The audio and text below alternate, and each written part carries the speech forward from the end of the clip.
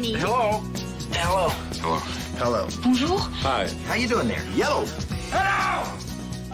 Hello. Hello. Hello. Hello. Yo. Hello. Hello. Hello. Hello. Well, hello friends, Mark Mandel here from Wow Moments. Welcome to episode number 4 of Customer Experience Tales from the Trenches. I'm so glad you're here with us and for coming on this journey with my friends and me. We're going to have a fantastic time together on this show today. We're going to spend about 35 or 40 minutes together before we wrap up to go over a pretty packed schedule of stuff I'm hoping to share with you and bring you some value around. You know, but being that this is episode 4 of this show, Tales from the Trenches, I thought I would take just a moment to look back on the first 3 episodes over the last few months that I've done and just really show my gratitude and my thanks to you for helping to support them. I started back 3 months ago when I invited a gentleman named Mark Zides on a call who was representing a company called Luminoso, back then, the text analysis company. We did episode 2 when I brought some folks on from MCorp. Episode 3 when we talked about the CX and EX connection. Big topics in CX for sure. Today we have what might be an even bigger topic I want to talk about with you guys, and I think it's worth taking a closer look at. And that bigger topic is, you know, the overplayed cliche. I think it's the old Mark Twain quote. You know, the rumors of my death have been greatly exaggerated, but as it relates to survey programs. You know, many of us think that surveys had been and continue to be the underpinning of what a CX program is about.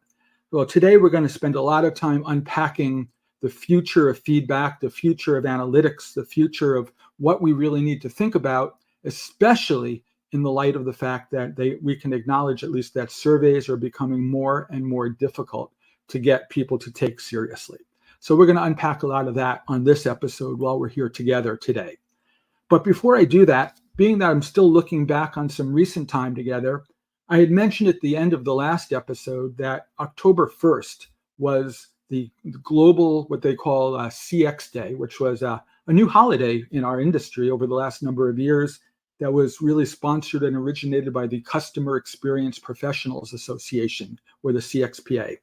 If you know those guys, you know, when you're talking about CX Day, it's a day where we're supposed to show appreciation for our customers and really for our employees and how we engage.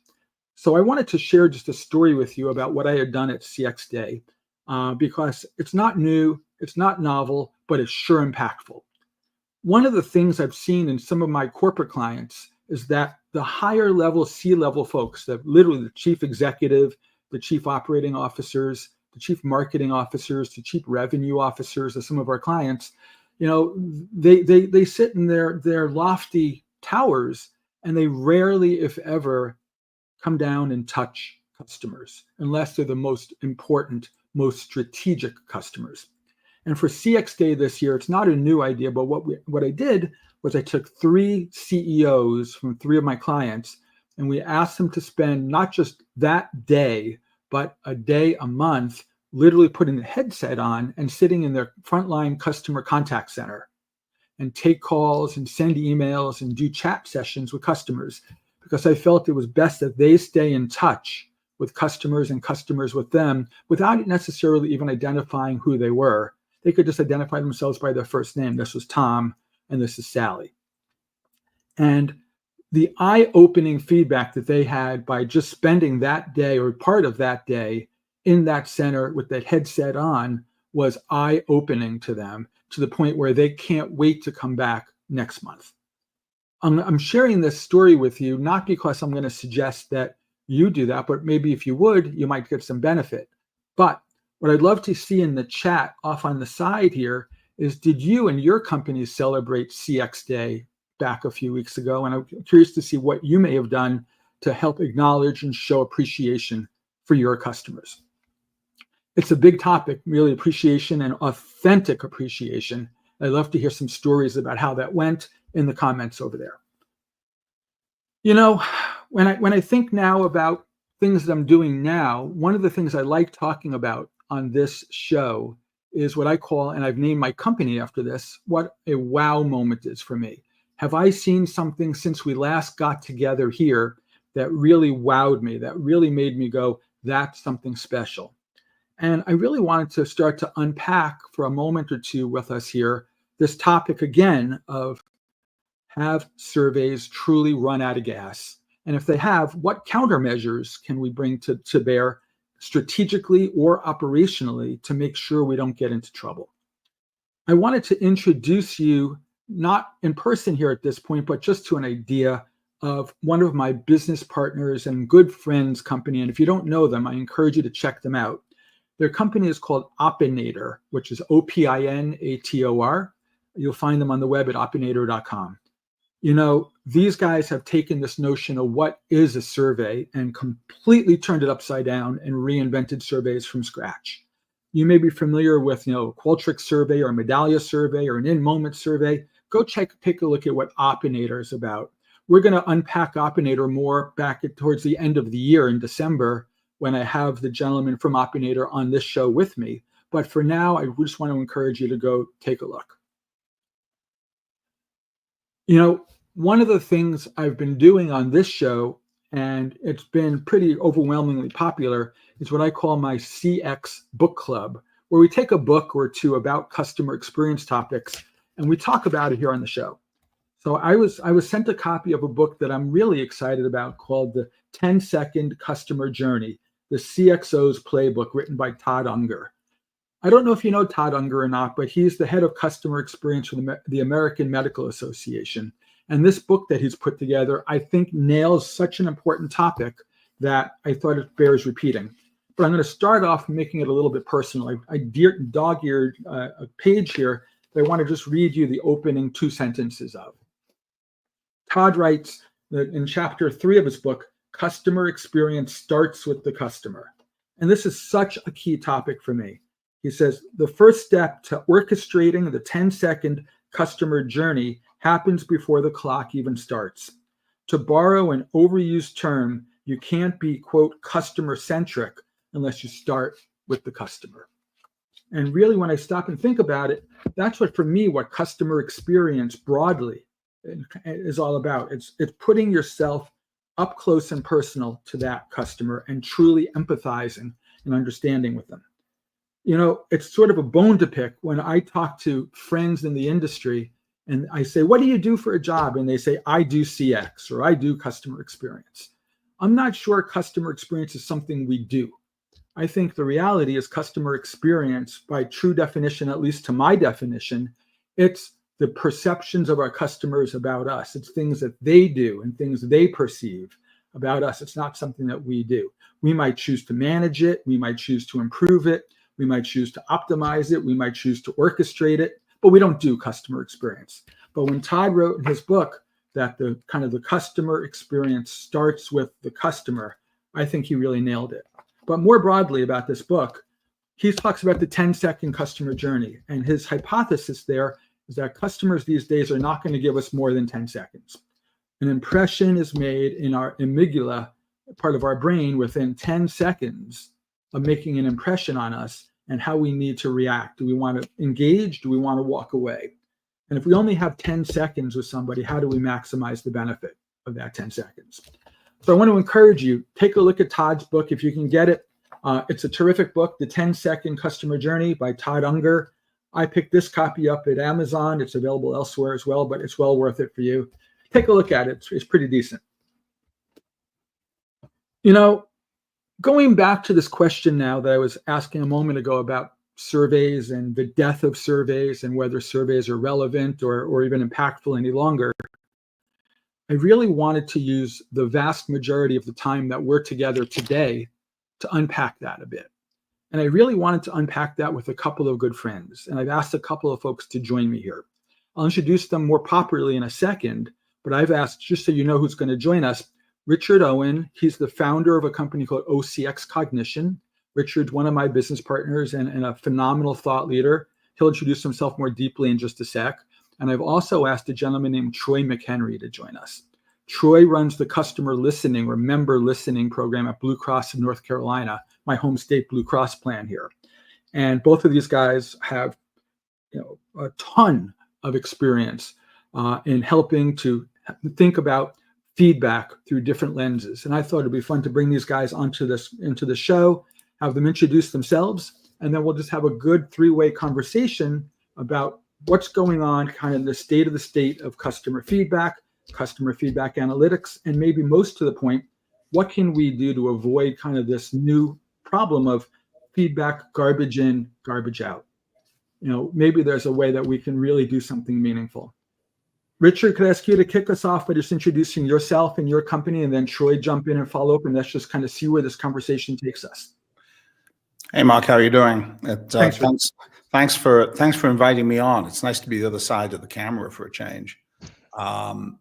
So for those of you who don't know, have never heard my name, so I spent the last 20 years in the CX industry. I was the CEO at Satmetrics for about 15 years or so in that business. And Satmetrics, for those of you who might not be familiar, was the company that co-created the Net Promoter Score methodology back in the early 2000s. So my team that was led by the brilliant Dr. Laura Brooks was working with Fred Reicheld, who was one of my board members, and came up with all the Net Promoter methodology work back then. And subsequently, we did about 1,000 large-scale enterprise deployments. We really focused on the survey technology we're going to talk about today as the primary mechanism for data collection. And we also launched a successful training program at about 7,000 companies. Probably the world's largest CX training program took part in our certification. Still to this day is, I'm very proud to say, continues in Japan, amongst other places, in the Japanese language. I have no idea what they say makes any sense, but it is in Japanese. So my new business, OCX Cognition, is really focused on supplementing and to some degree replacing survey technology with machine learning. So rather than ask customers, we predict. And the benefit of prediction is you don't have to be hostage to response rates or survey bias, and you get a complete view of every single customer every single day with a high degree of detail. So we think this is the most interesting application of AI to the CX space today. Interesting. Hey, Troy, you and I are pretty good friends these days, but it dawns on me that a lot of folks who might be listening in may not know you. Can you take a minute and talk about what you do at the company? Absolutely. Yeah. Troy McHenry, it's great being on with you, Richard, and thanks for inviting me, Mark.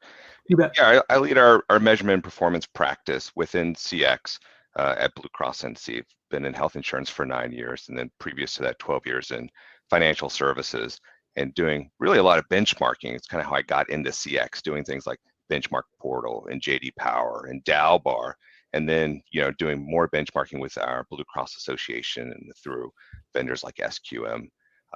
That's really where I kind of got a taste for it. And so today, my role and my team really is focused around how do we own all of the listing posts that we use at Blue Cross. So any survey that goes out, whether that's could be on any of our digital properties and portals, and websites, mobile app, as well as anything that's transactional in nature. So that could be post-call, post-chat, post-secure message. So we survey a lot, but just like what Richard said, we know too, in the future, right, like that door is slowly closing on us, right? There's so much survey fatigue.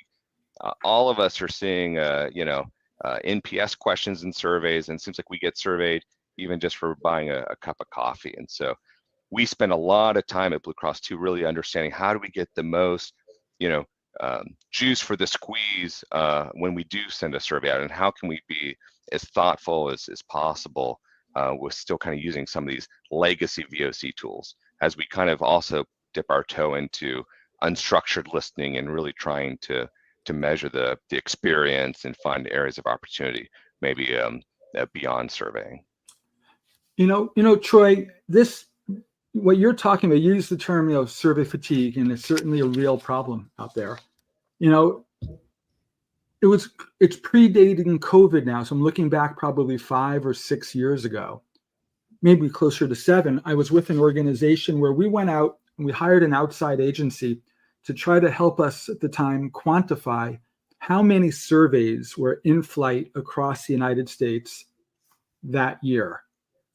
And they came up with a rough guesstimate. They couldn't pinpoint a number, but they were saying this is probably 2018, give or take, timeframe, late 2017. And the number was 40 billion surveys in the US that year. with the average American adult receiving about 12 a month. And I reflect on that thinking, I have a 15-year-old kid who lives down my street who cuts my grass, once a week. And he sends me a Survey Monkey survey at the end of the grass cutting to find out if I would recommend him to my friend or colleagues. I love it. And how could we not be tired at this point as survey recipients, as survey takers, as survey respondents? What can we do? I'm going to ask you very directly, Troy, and then I want to look for a counterpoint of view from Richard. What could a company do to begin to position for success, either to overcome some of this burnout or to find other ways to gain insight? What's in the toolbox these days? Yeah, and you definitely have to have a lot of tools to really maximize this investment, right? Because also, while there's been some democratization of surveying tools, right, with like SurveyMonkey and like everyone's making surveys now, right?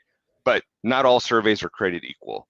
And Yep. so, the way I think about it is, okay, how can we make sure that ours stand out of kind of above the fray?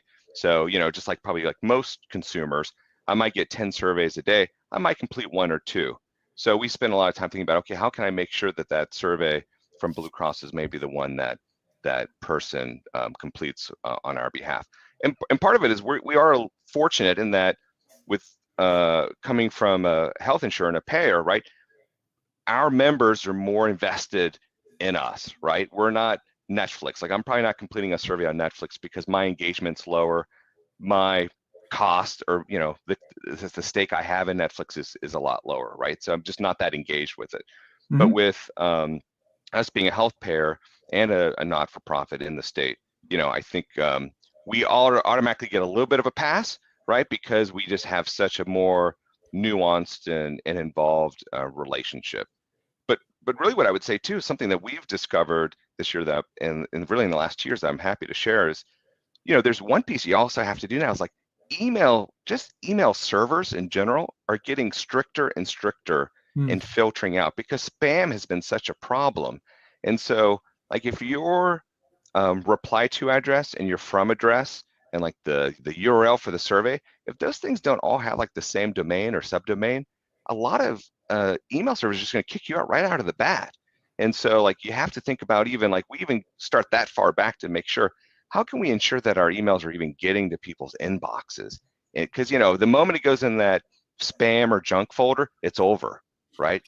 You've already lost. And so we even just spend time thinking about that, and of course email quality and validating emails, and how do we kind of ensure that. And then you talked about survey fatigue.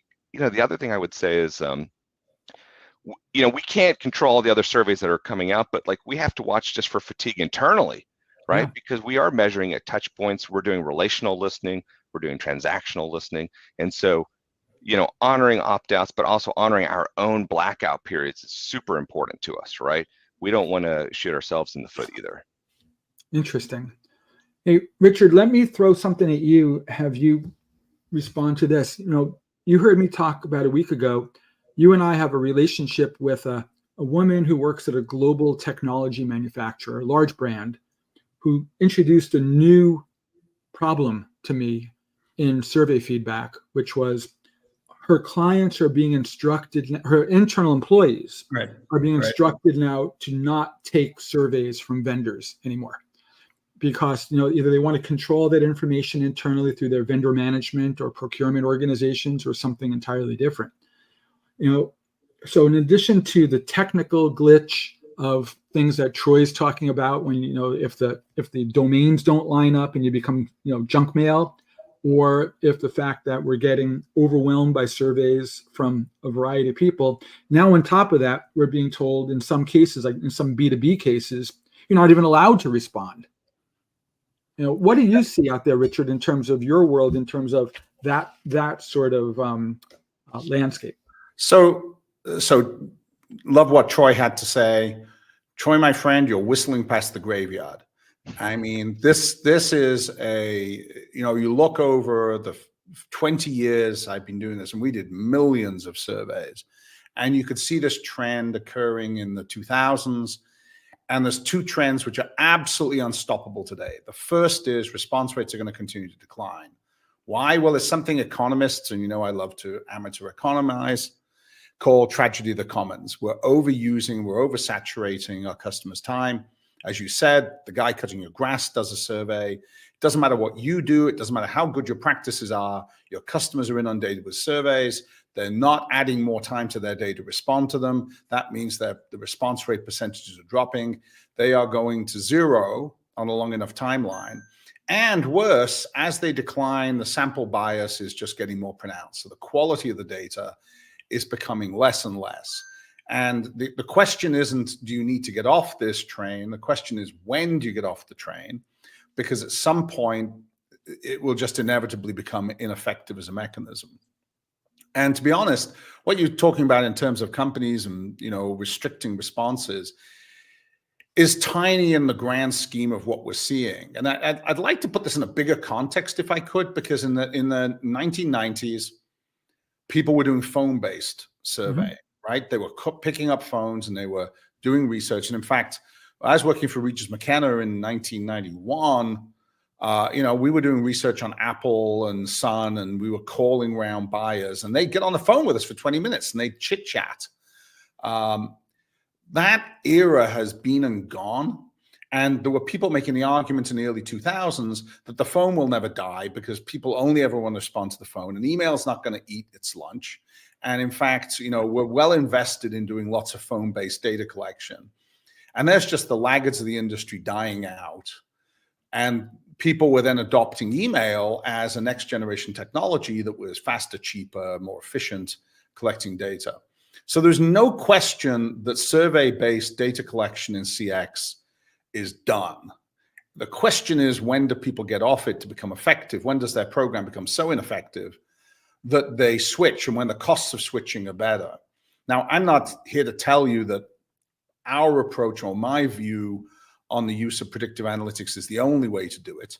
What I am going to tell you with complete certainty is it's one of the ways that's going to win, because until we get past this basic problem that no matter how well you execute your program, Troy is executing a brilliant program, no matter how well you execute it, your problem is your customer wakes up, opens up their inbox, and if they get the email, to Troy's point, then they think, oh, I got a dozen of these things today. You know, why am I doing this? This is not the way I want to spend my time. Delete. And that's the reality of today. So I think that the CX industry, which I like to think we were part of creating 20 years ago, certainly Net Promoter Score kicked off a big part of excitement. When we now need to recognize that our child has grown, it's matured, it was good, it's now jumped the shark, it's now on the downslope.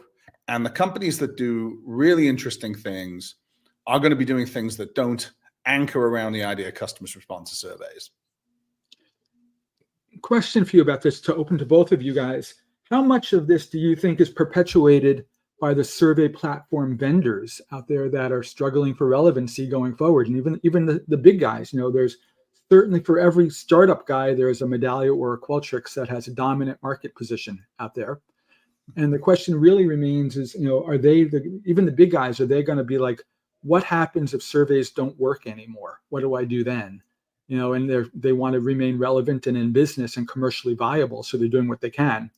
How much of this is just, you know, propaganda, you know, from them to say, yeah, surveys are still going to have teeth, you know, in perpetuity because they want to have teeth in perpetuity? Yeah, and it's easy, right? It's easy from a business standpoint to do surveys, but I think Richard's exactly right?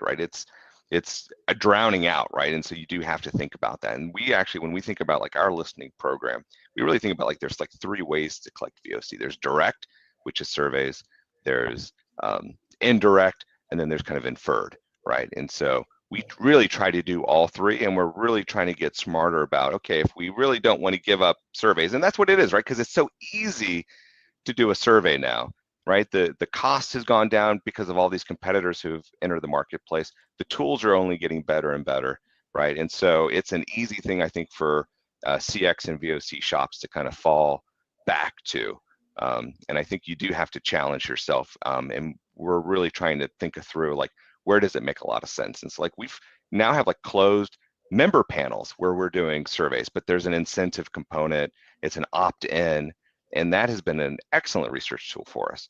But yeah, you have to be really mindful too. Okay, what are the things you're really trying to get out of it? What can you only get out of a survey maybe versus if I'm just doing some unstructured listening, listening and mining with AI, whether that's phone calls or chats, right?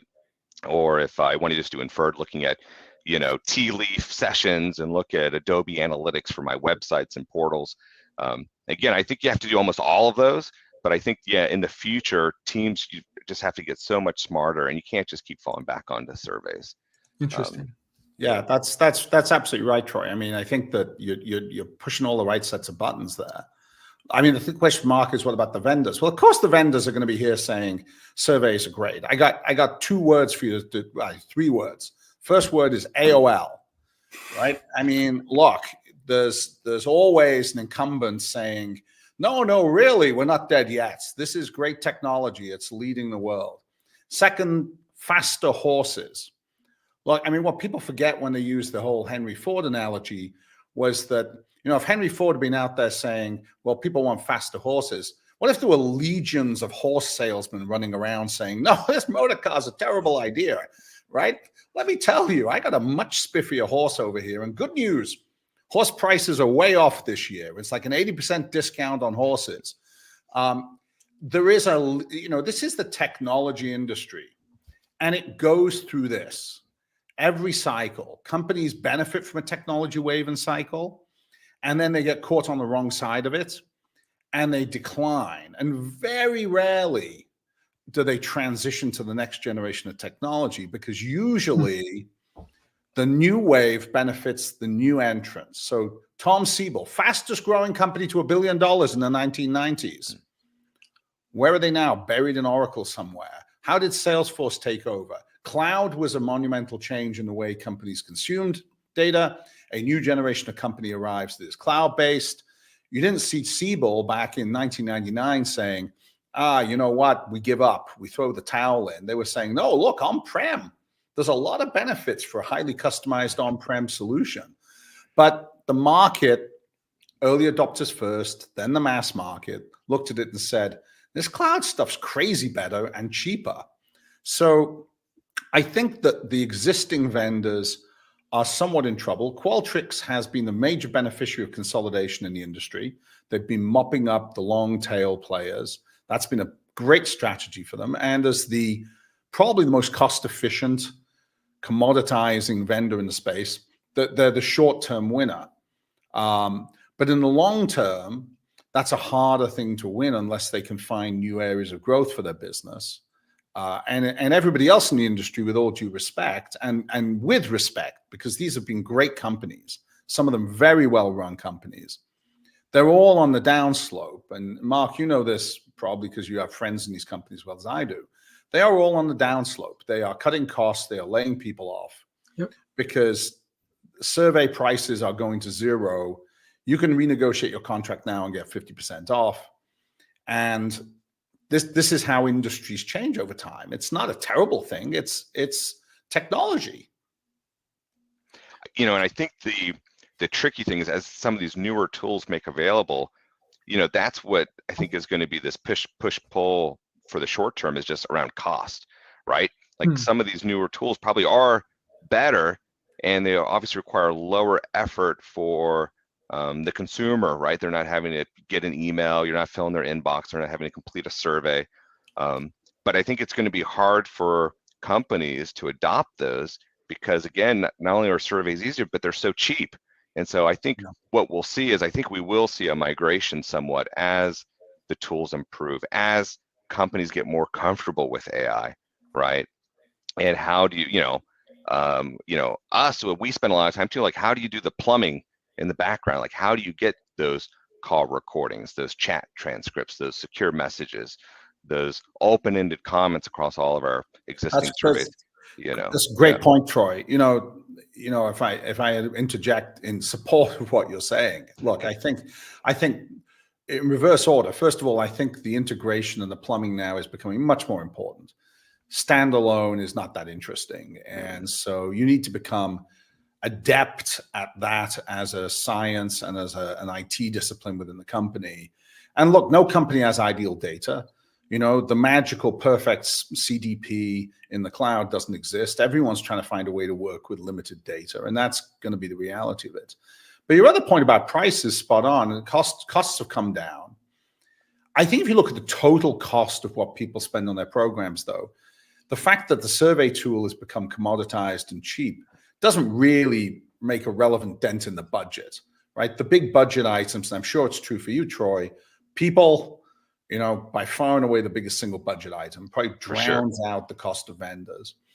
And then, you know, as I would see the decline in cost of surveying as freeing up budget to be more adventurous, to bring in new technologies. If your company wants to cut budgets every year on CX programs, then you're facing a problem. And the education effort is, no, reduction in price and surveys doesn't mean we can cut budgets. It means that we're going to have the resources to fund new initiatives out of the same budget we spent last year. And that's great. We're going to get more for the same price. Yep, I totally agree. And I think companies that are in that CX space, software companies, I think the smart ones are going to find these partnerships, right? I mean, you're definitely seeing it with Qualtrics too, right? Where they're trying to really grow, you know, beyond maybe what they originally had, or have some of these great and key partnerships. Yeah. Interesting, guys. I'd like to ask you guys both a kind of maybe a pointed question, but I think it's one that begs to be asked. Those of us that do rely on surveys or any other feedback mechanism, we do it for really one reason, is to gain insight about our customers and to run better analytics, to be able to make better decisions.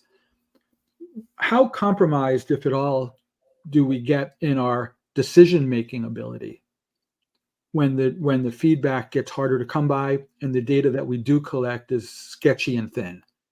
You know, are we getting to the point at this point where we have the term I used earlier was garbage in, garbage out in our feedback program? Are we getting to that point? Are we seeing that? Are we seeing where we're relying on this mechanism, this legacy mechanism, and yet if the data went from used to be 30%, 40% response rates, and now we're seeing 5 to 15% response rates, you know, where is the trade-off? Where is the sacrifice?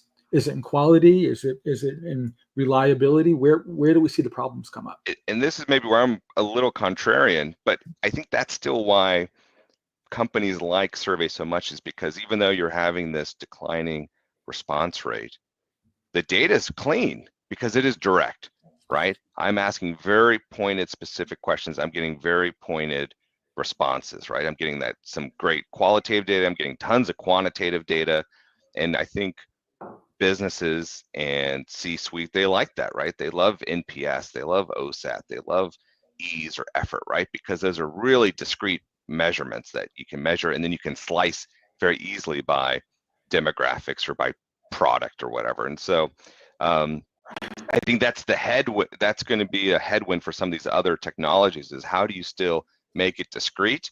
Obviously, you know, we're using tools where we can measure things like sentiment and effort for those with that unstructured data, but it's still messy. It's still messier than my survey data is, right? And so, yeah, I think that's still a barrier to overcome.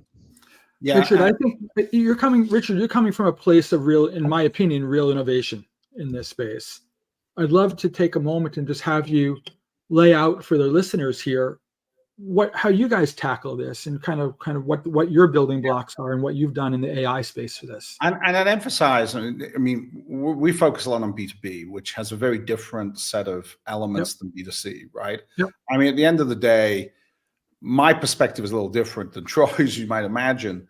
You know, I think that the relevance of this survey data, or even though it's sort of tablets from the mountain still coming down at customer set X, from an analytic perspective, I think it's becoming junk science because the sample bias has become so profound. And Fred Reichel did an interesting piece, I think it was Bain published, showing that NPS scores gathered through surveys now have such bias that you can't assume they are accurate as a reflection of the business. And actually, actual NPS is very different. How do we know that? Well, to some extent, that's a product of our approach. So we see survey data as only really interesting to the degree at which it can train machines to think like customers.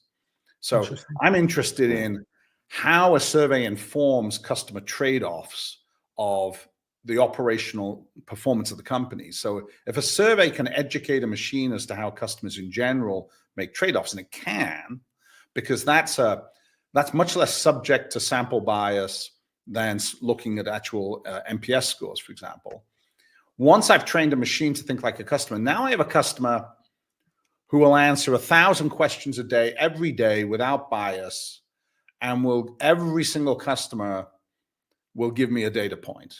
And not just a data point, they'll tell me exactly how they came to that conclusion and how all of my operations affected that outcome, how I can attribute to that. So that's 100x, 200x the quantity of data. More profoundly, it's more accurate than surveying. And how do we know that? Well, we know that because we're able to back test. We also know that it doesn't have bias. We pull out more detractors who don't respond to surveys by saying these people are likely, highly probability driven to become detractors. And then we look at their financial performance, and lo and behold, they turn out to behave like detractors. So we're now at a point where we can be both more accurate, more comprehensive, more complete, and more analytical than anything you can do in surveys. And that took 4 years of hard research. And yes, based on 1,000 enterprise data sets that we accumulated over the previous 15 years. But the fact remains that this is now the better mousetrap. And what it's teaching us about surveys is very interesting. It's teaching us a lot of survey data collection are asking questions that make no difference to the outcome whatsoever. They carry no signal in a predictive sense. So we're learning that customers are wasting their customers' time by simply asking relevant questions. We're learning that surveys massively undersample detractors. So what's happening is people are reporting an NPS of 30 or 40, where it's really 10 or 5. And we're learning that extrapolation is a broken science when response rates get below a certain level. And so essentially, we're confusing small sample groups with overall behavior of population. In consumer markets, problematic. In business to business, absolutely breaks the bank because of the heterogeneity of customers. I could see that. Troy, anything to add to what Richard's talking about, or a different point of view? Yeah, I think the other thing that I think businesses, especially with us with B2C, right? And we do also B2B, right? Because we have a lot of different stakeholders across Blue Cross, right? We're dealing with providers and doctors and physicians. We're dealing with agents and employer groups, and then individual consumers. But I think what we also sometimes forget, or I don't think that companies take advantage of as much, is that survey can also be a touch point, right? It doesn't just have to be a one-way thing. If we're asking you to do something, right? Like, to me, a great post-call survey could be an email you get 2 hours after your call, and in it is a summary of that call for your records. And hey, we've bulleted out what's that customer service rep going to do for you? What was the homework for them, right? Now, all of a sudden, that email isn't just spam or a survey, right? But now it actually has value that I want to keep.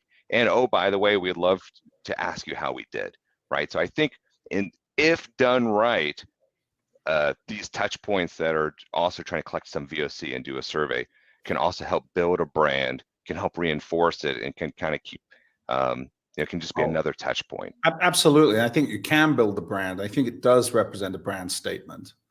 But I stand by the fact that you're still just touching a fraction of customers. I mean, if you look at contact centers, it's a more pronounced problem because now you're dealing with a fraction of customers who happen to have issues, which is a fraction of a fraction, who then respond to surveys with a fraction of a fraction of a fraction, and have inherent bias because what you're really learning about is that touch point. They're basically got recency bias, which is great for understanding contact center performance. And don't get me wrong, I think to some extent that still is the most useful current application of that technology, is looking at touch points and really understanding tactical execution of touch points. I think it's useless today, frankly, in understanding overall NPS. I just think that's dead. And I think I'm speaking for a position of some confidence there in terms of what we see in data. But I think I think understanding how you're performing in, say, a contact center, there's a lot of good technology there. And Troy's talking about some of the other areas, NLP, sentiment analysis, text analytics, pulling all that together in a contact center for consumers. And I think there's a rich data set to mine. And if you can organize it, make sense of it, that's the last bastion. Remember, was it the Twin Towers, the second Lord of the Rings thing, when they retreat to the fort, and the keep within the fort? I think for surveying, that's the keep within the fort. They don't have to ride out yet to face the orcs. They're still hanging in there. Nice metaphor. And I think you're exactly right. Surveying is always going to be sampling, right?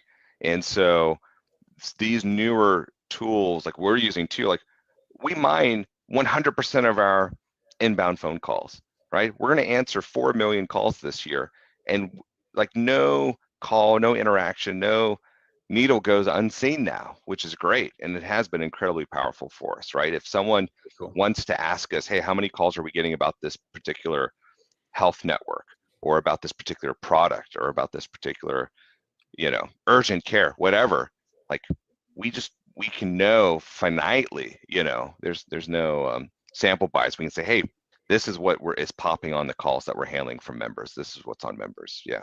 But I agree that still only gets to customer service, right? How can you actually get broader than that is kind of that next undiscovered country for us, right? Beyond just touch points. Hey, Troy, I know we're going to be having to wrap up in a moment for the sake of time, although this could go on all day. One of the things I've seen on prior shows that we've done, it's people love a tip, or they love sort of an idea that they can take back to their work and do in their program, next week or next month, and maybe see some lift. Is there some advice that you can give the listeners on this show that, based on your own experience at the job that you're doing, that, hey, if you think about this or that in a different light than what you're doing already, maybe there's a benefit to them that you can share? Is there any kind of quick tip that you can give? At least from a survey response rate, and I should say in some of our lines of business, we're in double-digit response rates still, right? Which is unusual. You're the guys that are getting double. But again, we're a little bit unique in how we're positioned in the company and our brand and what we do. But I will say what has helped us, and I think this is transferable to a lot of different companies, but probably predominantly B2C, but could be B2B too, is you always have to understand, you have to almost lead with, why am I doing this, right? What's either a with them, like what's in it for me, or what's in it for you? And so we have struggled in the past with some of our response rates. And I agree though, it's still like it's a dying, thing, but we're getting good success. And something that gave us immediate lift was just to honestly be very transparent to say, this is what we're going to use your feedback to do, right? This is whether it's a post-transaction survey. So then we're going to say, this is the primary measure, which is true. We're not lying, we're not being insincere, but this is the primary way we measure the performance of our customer service reps, right? Just saying something like that, or if you can collect that feedback we do from a B2B standpoint, and then we come back around later to say, thank you. This is from like a relational side.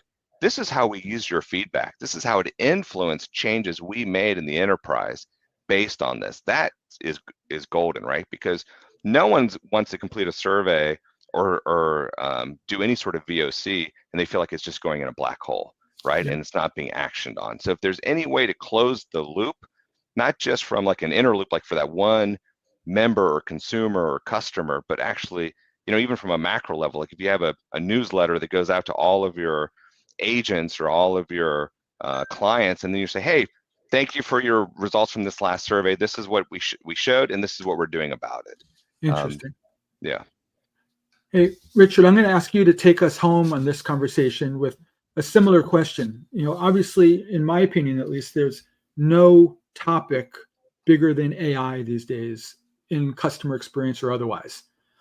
And you guys at OCX Cognition are becoming a significant player in the CX AI space.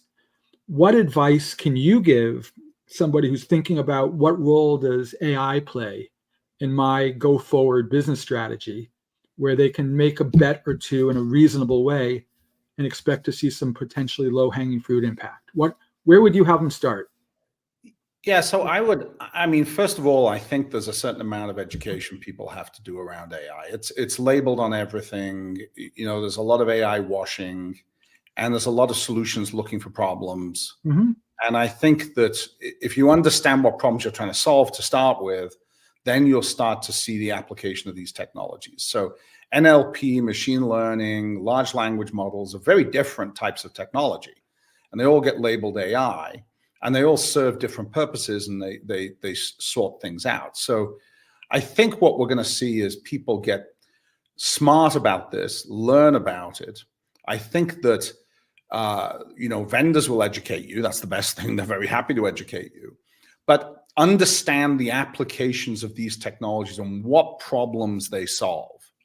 Because they don't solve every problem conceivably, and they're not necessarily the best way to solve particular types of problems.